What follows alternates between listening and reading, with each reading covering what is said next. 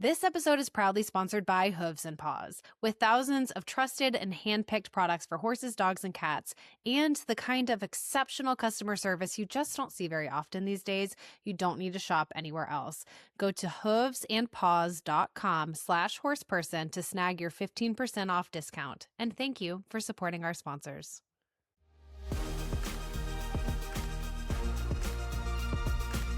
Welcome to Horseperson. I'm Caroline Culbertson.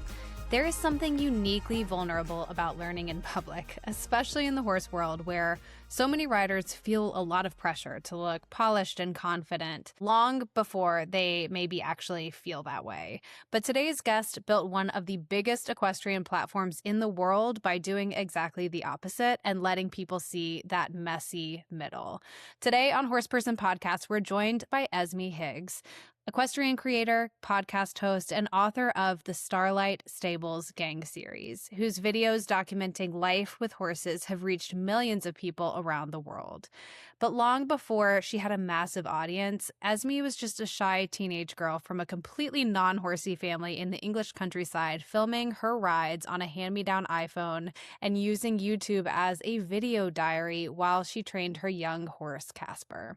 In this conversation, we're going to talk about what it's been like for Esme to grow up online over the last decade, from awkward early videos to learning to interview top riders, to navigating burnout and boundaries, and also the pressure that comes with having millions of people watching your life unfold online. What I love most about Esme's story is that underneath all of the success that she has had at just 24 years old, her mission has stayed the same, and that has been making horses feel accessible and welcoming for people who didn't necessarily grow up in the industry. We also talk about Esme's books, her advocacy work with organizations like the RSPCA, and why authenticity has always mattered more to her than perfection. And this episode is kind of about that. It's what happens when authenticity scales and what it costs, what it gives, and how horses somehow continue to keep us grounded through all of it.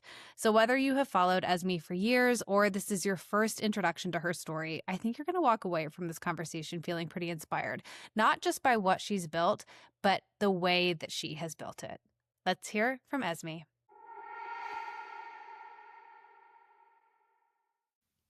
You've built a career doing something most riders are terrified of, letting people watch you while you're still figuring it out. So when did you realize you were no longer just riding, but that you were actually growing up in public?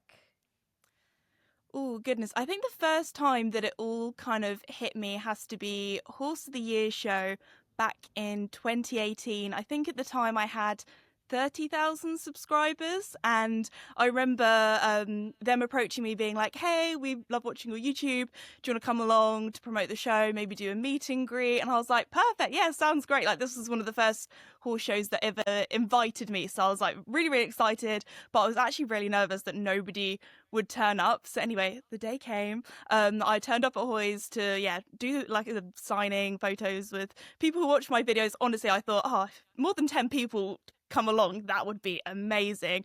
Anyway, I ended up being there for over 2 hours. There was this huge queue that basically wrapped around the whole shopping area, and that was the first time where I was kind of like, oh wow, okay, people watch my videos. And another time where it really hit me, where I kind of realized that the videos that I was creating and I had a responsibility for what I was putting out there was this one family from the States. They emailed me saying, we live in the city, but as a family, we sit down, we watch your videos all together, and we've decided we're going to move to the country. We've all bought horses. We've bought a horse ranch. And I was like, oh, wow, like, that, number one, that is like incredible, but also I'm like, I hope they understand how expensive and how much work, looking after horses is. So that was when I was really, really like, wow. And that was when I was 16, 17 at the time. So, I was like still in school. I remember I had a part-time job at a vet's at the time. And I remember that weekend going away to Hoy's the horse show and coming back, and they were like, oh, how was it, kind of thing. And I was like, wow, it was wild. So I think that was probably the first time where it kind of hit me, where I was like, okay, this is something. Esme, you have over 2 million followers across platforms and over 5 billion views across your content. When you hear me say those numbers out loud, does that feel heavy to you? Like, does it feel like a responsibility that you have to shoulder, or does it feel celebratory? Like, yeah, that is something I've built and I'm really excited about that. I think I feel a lot of different emotions when you say those numbers. And the thing is, I've been doing this almost kind of 10 years. So it's one of those things where every day I still kind of pinch myself that I get to be with the horses every day, that I get to call this my career and my job and my passion at the same time. But also, I've been doing it a long time, that I've kind of got used to seeing the numbers, hearing the noise from the outside world, and it's definitely was a lot for me, for like younger Esme to take in. It's something that I've gotten used to over time, and I think also, you know, I've grown up so much while being on the internet as well. Like, yeah, I've been doing this sort of, I started off as a teenager and now I'm mid-20s, and you know, just as an age anyway, you do grow and develop a lot over those years as well. I think something that not many people really realize about me, especially if you've only seen my more recent content, but I'm actually a very shy person. If you go back and watch some of my really, really old videos, you will be able to see that just like talking to the camera, I'm super awkward, super shy. Like back in the day when I was at school, the thought of having to read out loud in front of a class, that was like my worst nightmare. Absolutely hated that. So to think that now, you know, I'm doing live streams, I'm doing my podcast, I'm talking to the camera, interviewing riders at the top of their game in the sport, younger Esme definitely would not believe that she would be doing that. So there's been a lot of growing up, and also just like there's this kind of a newfound confidence I found since doing social media, and I've really kind of come out of my shell and kind of become myself, I guess. Yeah. Was that a skill that you had to develop? Because interestingly, I would say, like, I'm actually, even though my job is interviewing people, I don't think I'm naturally extremely extroverted, but I say that sometimes I say that I'm like a really well-trained introvert. Do you relate to that? A well-trained introvert? 100%. Yeah, I would say, yeah, a well-trained introvert or an enthusiastic introvert. I think that's how I sometimes say, which is quite a good one. But no, I've been so lucky to speak to so many different people in the industry, that and the connections I've made and things. And I guess from a young age, I kind of felt a little bit like I was thrown into the deep end. I remember being still at school, like I was coming up to my really important exams at the end of high school, and being interviewed, being like, hey, do you want to come over to Sweden to this horse show and interview some top riders? And me being like, yeah, sure. Like the night before, like watching people interviewing, being like, okay, that's what they're doing. Okay, I've got to get my questions down. I've got to, especially with like, I don't want to sound like I'm talking bad about riders, but there are some riders that you talk to, and just to say the horse world aren't as well media trained. So sometimes you ask them a question, they give you a one-word answer. You're like, come on, a little bit more, a little bit more.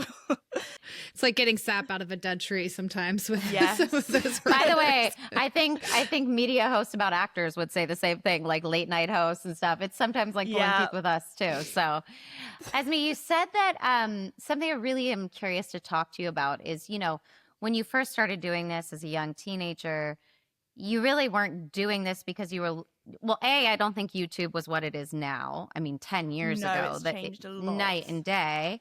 So you were really just doing this as a way to like save your riding videos. Yeah. So at the time, take back to 15, 16-year-old Esme. So I had a hand-me-down smartphone. I think it was like an iPhone 4 at the time, and it was my dad's old phone, so it would run out of storage all the time. Also, YouTube was a very different place. People weren't really, like, obviously there were a few YouTubers out there at the top of their game who were able to do it as a job, but back then it really wasn't. Like nowadays a lot of people want to go into social media for fame or money or anything like that. That was not me at all. I was just a horse mad girl who had a very young green horse at the time, Casper, who I still have today. He's an older boy now, he's 20, which is wild how quickly time has flown by. But yeah, got him as a very green 7-year-old who hadn't really seen much of the world. So our budget for a horse really was not that big. So I had a young horse, but basically I was training up, and because he was a lot weaker, he didn't have much muscle, he would do this thing on canter right where he would be disunited quite often. So I actually got my parents to film me so they could film me so I could kind of feel the difference of when he had the correct canter lead and not. So that's kind of how we first started just, filming me riding. And I just kept the clips for myself. And then when my phone eventually got to the stage where I was like, yep, run out of storage, I thought, perfect, put it onto YouTube, free storage. My friends and family can see me playing ponies and what I'm getting up to with the horses, that kind of thing. And I kind of just used it as a video diary for myself, really, training Casper, seeing our progress and our journey, because he was not the easiest horse. It's safe to say there was a lot of times where I ate dirt, but it was really nice to kind of see our progress. And even though, you feel like all horse people, they go through that stage where you feel like you're taking so many steps back and not many forward. And actually, if you look back at the bigger picture, like, oh no, we have actually, we have made progress. So that's kind of how I started posting videos onto YouTube. And then it was one summer where I was at home. I was that awkward age where I couldn't drive yet, live in the middle of nowhere. And I thought, you know what? I really enjoy making these videos and editing. Like, it was always kind of a passion of mine. So I thought, you know what? I'm going to film little vlogs with the horses. I think the thing that I thought would be really nice to do, because a lot of people also might not realise, but I come from a completely non-horsey family. I think most people, they get into horses through a family member, or they're like plonked on a Shetland pony at 3 months old or something like that. When for me, like, my parents were the opposite. They were like, no, we don't want you to do horse riding. My mum was like, how about ballet? How about swimming? All these like Smart different mom. hobbies. Yeah. she really wanted to be a dance mom, and no, I brought her into the horse world. But she was like, I'd much rather, put your hair in a nice little bun and a tutu rather than like trek around with having to drive a trailer. Poor woman. Did not like driving the horse box. Anyway, but no. So yes, the first time I actually rode a pony was at a friend's birthday party. But before that, for years and years, my mum and dad would always come up with some sort of excuse why I couldn't ride horses. If it was I was too short or I was too young, because from like basically as soon as I could walk, like as a toddler, in our cottage we had this kind of bay window, and I would stand on the window and I would just peer out, because we were very, very lucky to basically live in the middle of nowhere, and up the road was a little riding school, and the kids would ride up and down the kind of lane, and I'd just be standing there at the window staring. So these kids having lessons probably thought, oh, it's the house with the creepy child staring at us. But anyway, so but yeah, both my parents, they actually spent a lot of time working in hospitals and working for the National Health system that we have here in the UK, or National Health Service. So they spent a lot of time patching up kids that had fallen off horses and ponies. So they were like, oh, it's quite a dangerous sport. It's quite an expensive sport. Let's try not to get her into that. Anyway, let's gently bump her somewhere else. Yeah, for my 5th birthday, I very kindly got horse riding lessons. They thought it's fine, she'll grow out of it, she'll find something else to do. They were very, very wrong. So yeah, started riding at the local riding school. But anyway, back to 16-year-old Esme posting videos on YouTube. I thought, because I was from a non-horsey family, and the only really way to learn about horse care was either by going to a stables and having lessons. And here there's a lot of riding schools where you get plonked on a horse, you get led round, you get taught to ride, but not necessarily the care that goes into with horse ownership. Obviously there were books and things, and as a kid growing up who was dyslexic, that was struggling enough to read chapter books, let alone read the word martingale or bridle or that kind of thing, I thought, you know what, it would be really nice if I just did a little tutorial how to tack up a horse, how to put on a saddle, because there are people of all ages all over the world that maybe don't have access to learning things about horses at stables, but they can watch my video, and hopefully that can help. Because I remember being a kid and taking my bridle apart to clean it, and then thinking, oh my gosh, how do I put this bridle back together? So I still wouldn't know how to do that. I don't think. Yeah. I was one of her first. I think that's how I found you, was the learn to tack up video, because I'm an adult new horse, and I can't remember because I've been following you for a long time, but I think it was that video, because I had no idea. And when I wanted to start learning how to ride, I was like, I better figure this out, which is crazy. It really did reach people of all ages and generations. So yeah, no, my how to tack up a horse video, that was one of the first videos on my channel that didn't just have my like immediate friends and family watching. So I think by the end of that summer I managed to get up to like 100 subscribers, and then the summer later it was 1,000 subscribers, and then a summer later it was 10,000, and then a summer later it was 100,000. So it's definitely something that's kind of grown slowly over time. Like, I was doing it for a good 2-3 years before YouTube ever sent me a single penny. So I think it's definitely something that I think I was like mildly obsessed. You know, it was the first thing I'd think of, like when I wake up in the morning, be like, oh, what video should I film this weekend? Oh, I've got this video to edit. And, you know, I think I still have that passion today, which I'm very, very grateful to say. So no, I'm very lucky that I get to do something that I love each day. I would imagine, and I can tell that the production of those videos has changed a lot. I would imagine that when you first started, you were just shooting, like, I don't know, were you propping your phone up on something and like hitting Literally, record? And like, yeah. I would literally hang my phone from like hay nets or fences or like my grooming box and things like that. Like, this was before I had a tripod. I think it was when I hit 10,000 subscribers and I got my first bit of money from YouTube. I remember saving all of my little monthly paychecks from YouTube, and that was the month that I was like, okay, I'm going to celebrate 10,000 subscribers and I'm going to get my first camera. So actually, and then I got my first laptop as well, because we're talking, this was back in 2015, 2016, 2017. So I didn't actually have my own computer back then. I don't know if anybody else had this growing up, but we just had like a family computer. So I had to share with my mum, my dad, and my younger brother. So we had to like share the computer time. So he wanted to like watch Minecraft YouTubers, and I was like, I really need to edit my video. So that sounds like a classic house. Can you give us a little behind the scenes into what your production like team looks like now? How do you because now you have the podcast, you have your YouTube channel, you have your social media presence. Like, who's helping you with this? What does that look like? What does your equipment look like? How do you do this? So it's honestly a little bit smaller than people kind of realize. So the kind of main show is just me, and then I'm very lucky that I actually work with my dad, who is producer Davide, and so he helps me kind of with the cameras, set up, that kind of thing. And I think it was halfway through the pandemic I got into a kind of position where obviously the channel was really taking off, and he actually stepped down from his job and now works for me full time. So I'm very, very lucky to have somebody who, that is number so one, amazing. works so hard, but also somebody that I know has got my back 100%. Yes. He actually first started helping me edit my YouTube videos when I was in my last year of education in high school, and he could tell that I had a lot on my shoulders. I was working this job at the vet, so I was because I wanted to actually be a vet at the time, so I was trying to get all this work experience. And then I was also doing my exams, and I had my channel as well, and he could see the channel was doing really well. And he was like, I came home from school and he had YouTube up on the computer, and he was watching tutorials on how to edit, and he started editing one of my videos for me.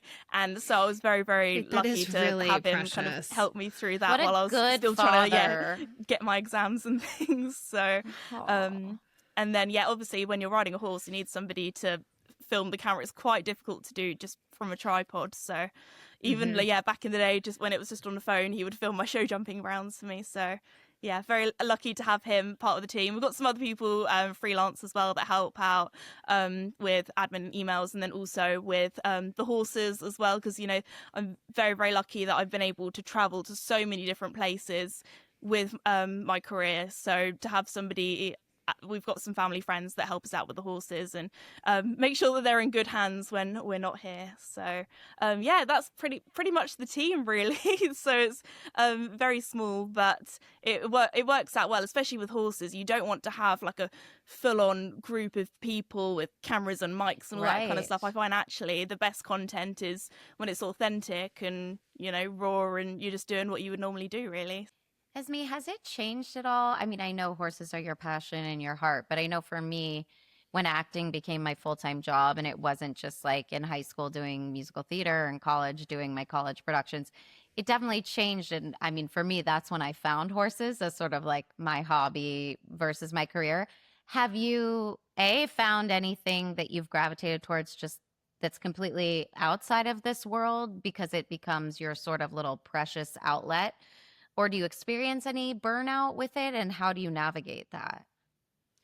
I think because I've been doing this a number of years now, I'm quite good at navigating when I'm feeling burnt out, when I feel like I need like not a break, but honestly just like a weekend away or like a day out shopping in the city with my with the girls, like honestly just like something like that as like a little reset, that really helps me.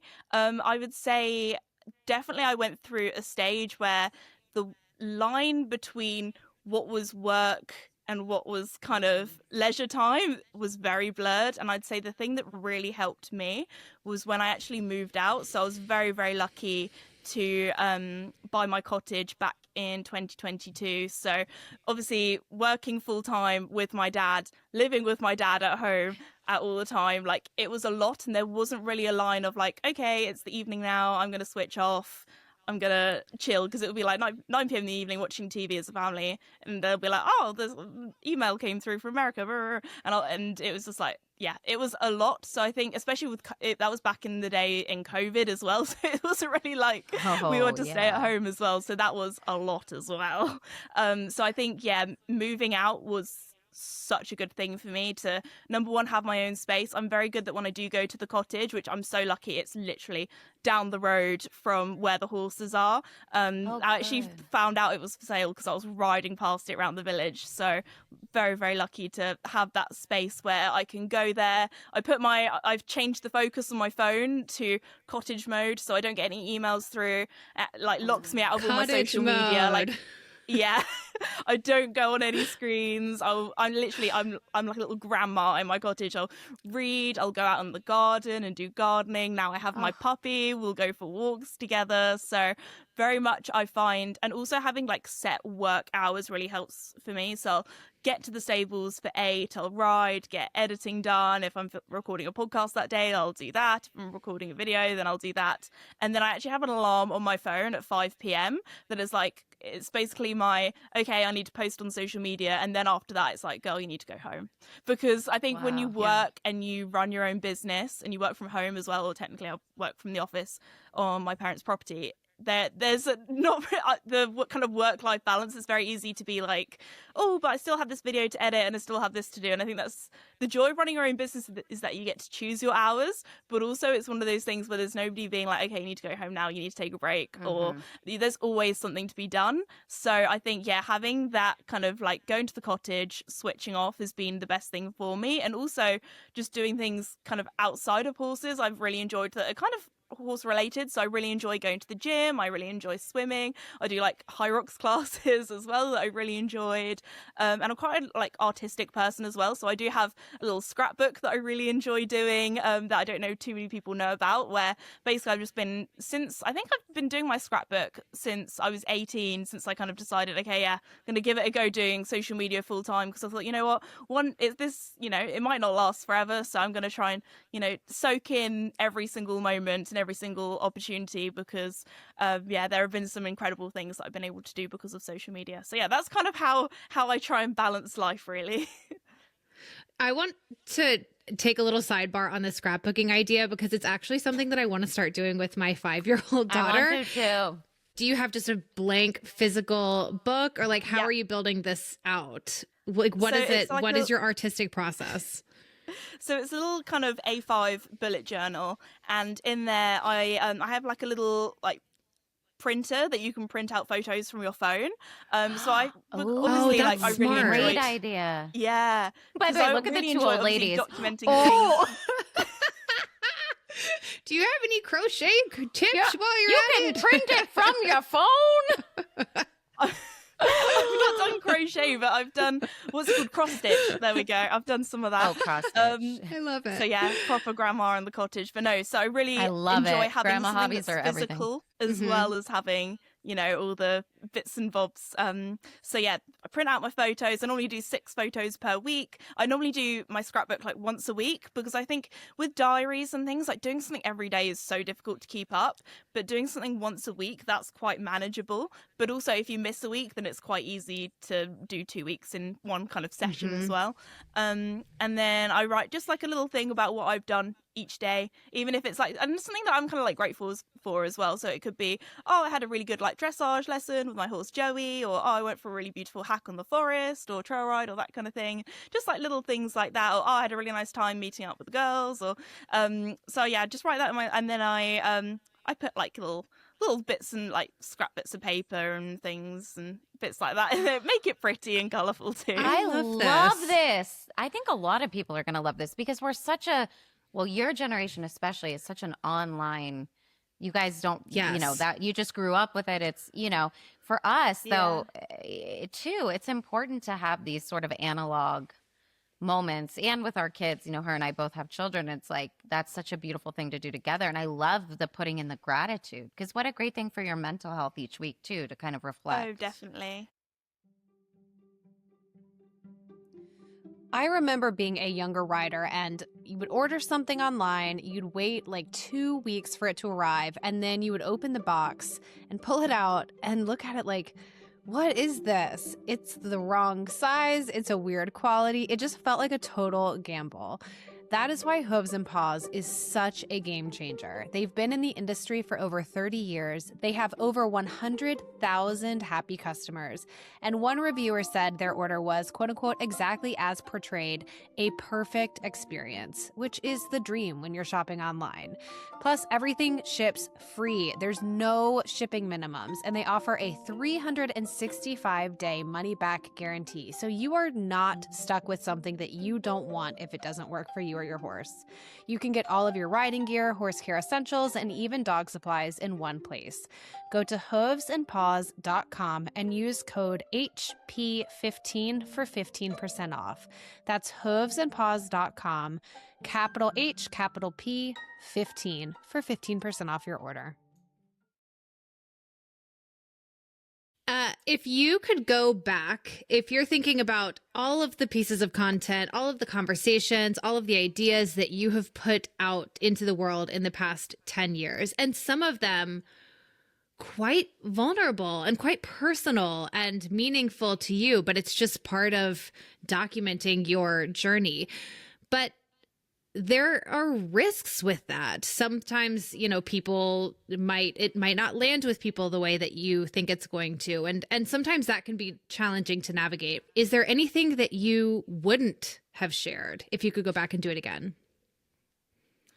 I would say that over the years, I've been quite good at sharing things that, if they are vulnerable, then I'm sharing them because I feel like they're going to help people. So maybe I had a ride that didn't go too well, or maybe I'm going through the loss of my childhood pony, like whatever it is. I'm pretty sure like in the horse world, there will be at least one person that will watch that and be like, oh my gosh, I've been through that. I know how difficult that is. Or, you know, I'm having a tough time training my young horse as well. I think I showed a lot with my young horse, Joey. I got him when he was only 5, and there was definitely some days where things did not look pretty. And also it was a difficult time as well because I got him just before COVID happened. So you got to remember, like, we weren't able to go and have lessons. We weren't able to go and work through with a trainer. So that was a lot. But also I think I've learnt a lot from my time sharing things on the internet as well. And I think, you know, everyone's going to have a different opinion on how to do things. And that's one thing that I always like to say in my videos is like, hey, all horses are different. This is what works for my horse. And also one thing that I think I've learned as I've kind of grown is that if I'm looking for advice on, you know, because at the end of the day, none of us are perfect. We're all going to be having something that we're working with our horses, something that we're working with our riding. Like if I have a problem or have an issue where I'm like, okay, we need to get this sorted, then I go to my trainer, and my trainer knows me and my horses inside and out. So I wouldn't really say that there's like a standout thing that I regret, because I think it sounds so cliche to say, but I think everything that I've put out there I've kind of learnt from. But I think I would probably like go back to younger Esme being like, don't be so hard on yourself. I think that's probably what I would say. So yeah, I think all of us can say that about our younger selves. You know, that's definitely very true. And in that same vein, if a younger rider is listening right now and they want to start posting their journey online, is there advice that you would have for them? Not even necessarily making it their career or monetizing it in any way, but just starting to put themselves out there. I would say have like a friend or family member to watch your content before you put it out. And that's something that I always done since I was like, obviously when I first started posting videos on YouTube, I was, a kid. So I would always show my mum and dad being like, is this okay? Just like little things that you would never even like maybe think of like the first time you watched through a video. Like, for example, like, is there a letter in the background that has your address on? Just like internet safety, things like that. Or I always say, if you're going to post something on the internet, post something that you wouldn't mind your grandma seeing or your future employer seeing. So that's also a really good thing to keep in mind when posting on the internet as well. Even if it's like on close friends or things like that, it's better to be safe than sorry.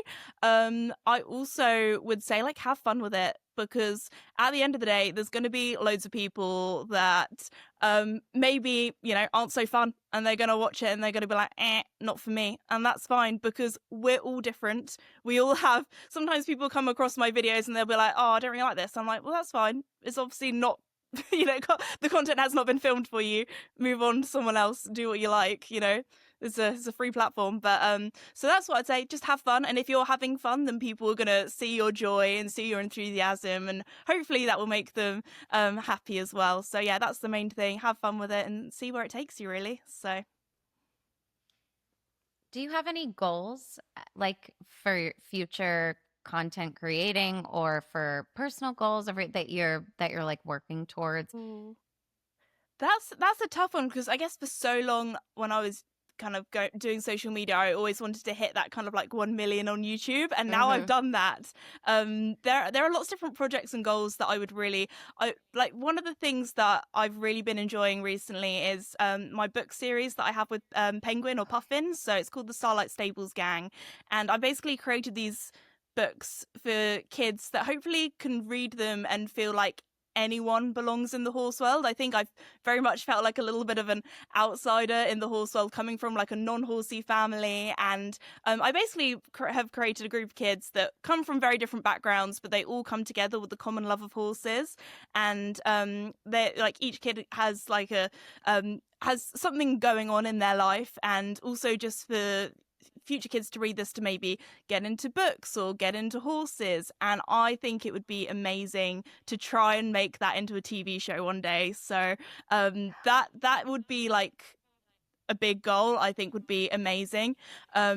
And yeah, I guess because when I grew up, I read a lot of pony books, but they were all about privileged girls who had their own horses, and it was all about competition or yard drama and that kind of thing. When actually, there's a lot of people that grow up at riding schools or barns or don't have their own horses, and to be a proper equestrian, you don't have to have a horse. You can just be involved with horses. So I guess that was that's something that I'd really like to do. Also, I've recently been doing a live stream with the Longines Global Champions Tour. So that has been incredible. We did our first one the other day. So hopefully lots more to come in the future. So we've got lots of big ideas for the live stream coming soon. So if you don't know what the Longines Global Champions Tour is, it's big show jumping circuit around the world. So recently the one that I live streamed was in Miami, so that was quite a bit of pressure for my first one, having to talk for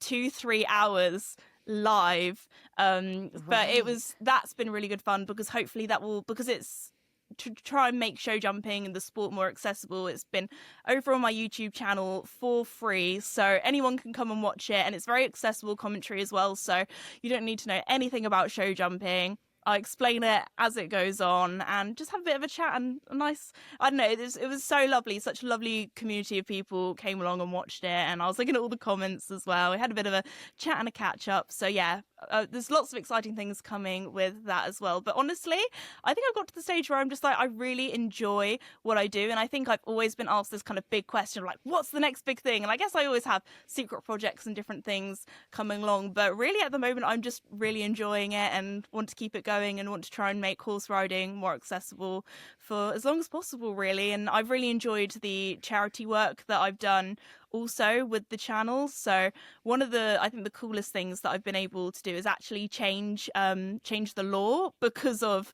basically my audience signing this petition. So there's this thing called the Kept Animals Act in the UK, and it was to prevent the illegal export of animals for slaughter.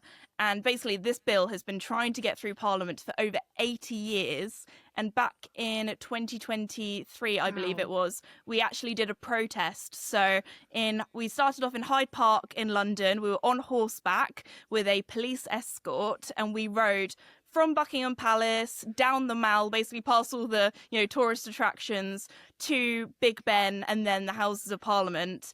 And from doing that YouTube video and posting it on socials and enough of my audience sharing it as well, we managed to get enough petitions that it had to go to Parliament, and we managed to get that bill through, and that is going to help so many animals. So that was an incredible thing, because there are a lot of horses that are illegally exported for slaughter out of the UK, and often they're going out there as a smokescreen for other illegal activities. So if you have a big old transporter full of horses, you're not going to want to check under the floorboards or check what else is going on in there as well. So that has been a big thing that social media has changed, and the amount of people that have donated to charities that I've talked about or showing the work that they do. So I'm very, very honoured to be an ambassador for the RSPCA, which is like the UK version of the ASPCA. So that's actually where my little puppy Fossey is from. I also do a lot of work. I'm a patron for World Horse Welfare. That's where my little rescue pony Duke is also from. And then I'm a big supporter of the Brook charity as well, that help working horses, donkeys and mules around the world. I actually did a charity trip with them to Senegal back in 2019, so quite a while ago. I was the youngest person they've ever taken on a charity trip, and that was incredible to kind of show the positive work that they're doing in these communities, but also how they're long lasting as well. So they'll train up a female farrier, and she'll go and train up other female farriers, and not only does it bring work to people out there, but also it's better health for these working animals having their hooves trimmed and cared for. So there's lots of different charities that I'm very, very lucky to be a part of, really. And the RDA, which is the Riding for the Disabled Association, they're incredible as well. I try and go to their national championships each year, and actually one of the riders in my book is a wheelchair user, and that's how kind of she got into horses in the story, which is also inspired by a lot of people that I've met that have got into horses through kind of basically physiotherapy. So it was really, I've got a friend, she's a wheelchair user, and she was saying how she might not be able to walk, but when she's the stuff that she can do on a horse, most people can't do. And when she's on a horse, it almost feels like she can walk, that like the horses are her legs. So that's also another charity that is absolutely incredible as well. So and just creating this audience that are also supportive of those charities too has been amazing. That's such incredible. Impactful work. And you're only 23, 24. I mean, that's 24, 24. That's pretty well done. That's pretty beautiful. You should feel very proud of that. It makes me want to cry. Like, that's just, and it's the power of social media. It's the positive power of social media, right? We're always inundated with the negative.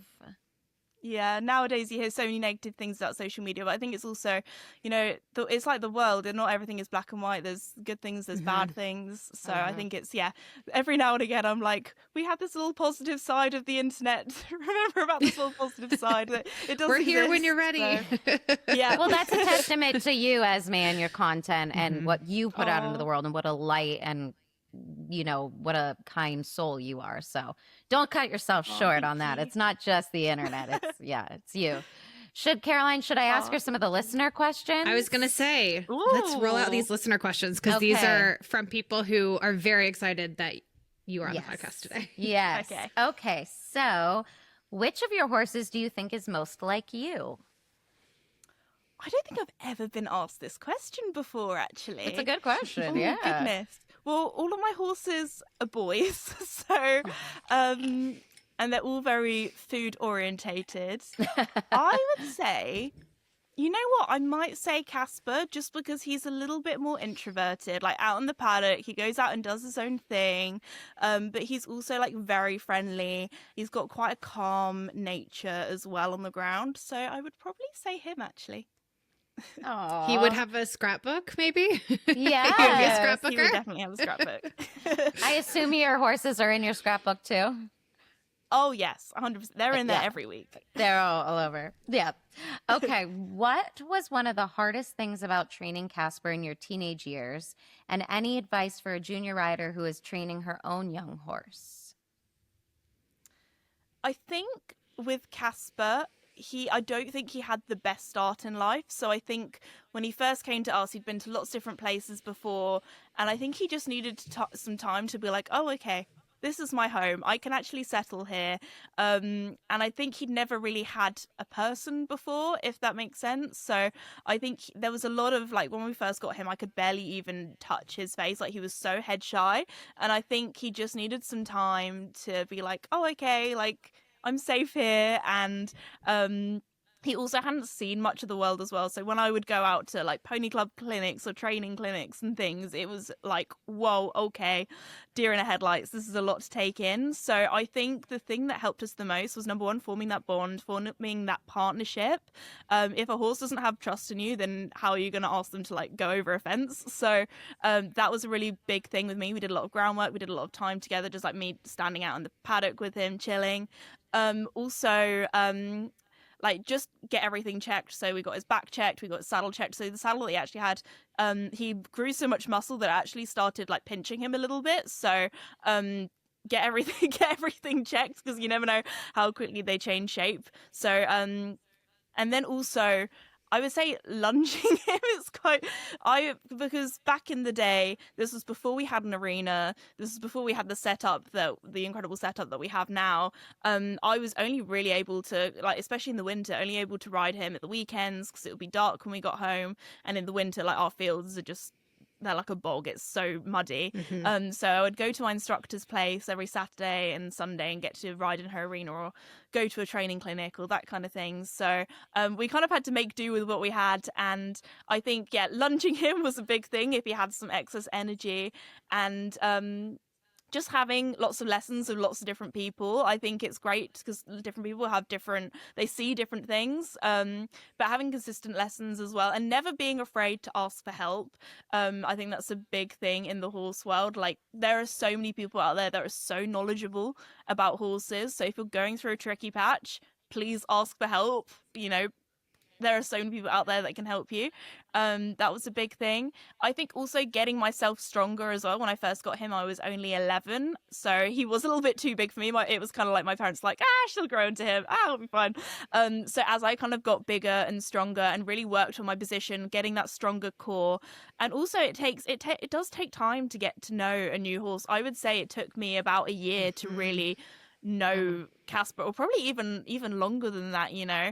I feel like today I'm still learning things, you know. All horses are different, they all have their different quirks. I think that was a big thing. And also, as I got to know him, if he was going to buck or going to spook at something, I would be able to kind of sense, okay, he's feeling a bit tense now, I'm gonna do a circle or do a transition, get his brain off that, get him thinking, listening to me. And I think that was also a very big thing, just getting to know him, his personality, and getting to know when he feels unsafe and trying to make him feel safe. So I would say those are the big things. But the main thing, if you're struggling with something, always ask for help. Mm-hmm. That's amazing. What is a typical day in the life of you? I normally get up quite early. I'm an early bird. Go and basically go to the stables, feed the horses, take the dog for a walk, have my breakfast, have a coffee normally by then. Sorry, I have a friend behind me. Oh, kitty! Kitty interruption. I have a daily planner, and that is the thing that keeps my life in balance. So I write down all of the short format content that I need to make, film, and edit for the week. What YouTube video is going out that Friday. What mini pod and feature length pod I'm doing that week. What videos need editing, and like what days I'm riding the horses, what sort of riding I'm doing with them, if I'm going to the forest, if I have an away day filming, or an event in the evening. Like, everything is in my little planner that I have, and I'm very, very lucky that like each day is very, very different. And also, being in the UK, a lot of my days are kind of down to the weather. So normally at the beginning of the week I'll get the weather app out and I'll be like, okay, which day is it going to rain today? And on that day I'll be like, okay, that can be editing day, or that could be a in the studio podcast kind of day. So that's kind of like, my day-to-day week. I try, like, one question I do often get asked is, how often am I riding? And honestly, I would say 6 times a week. So I pretty much am riding every day, and then if I have like a day where I'm away filming, then that will be the day where the horses have a day off. Obviously my pony Casper is getting a little bit older now, so he's not in full work like my other horse Joey, but there is a new horse coming to the herd soon, so I will be riding more, which I'm very, very excited for. Okay, and last question, who is your favorite rider? It might be hard to pick one, so I open it up to you to name a few if you want to. If you have any. Oh, goodness, that's a really difficult question, because there have been so many different riders that I've been able to kind of interview or that have trained me over the years. That's really tricky. I want to say the rider that I feel like I've kind of, whenever I go to shows, I'm always cheering them on. And I've kind of been following their journey from the beginning, and they've been part of my kind of YouTube journey. I mean, I think I've got to say Joe Stockdale, actually. He's an incredible rider. He's got such a story behind him. And he's doing amazingly at the moment. So I think I probably got to say him. Love it. Awesome. We'll have to have him on the pod. I know. Yeah. He'd be a good podcast guest. Esme, thank you so much. I just realized as we were taping this, I was like, we are cutting into your grandma evening. We are cutting into cottage mode here. Yeah. It's like 7 o'clock almost for Esme right now. It is. We're so honored. Honestly, the time honored. has flown by chatting to you guys.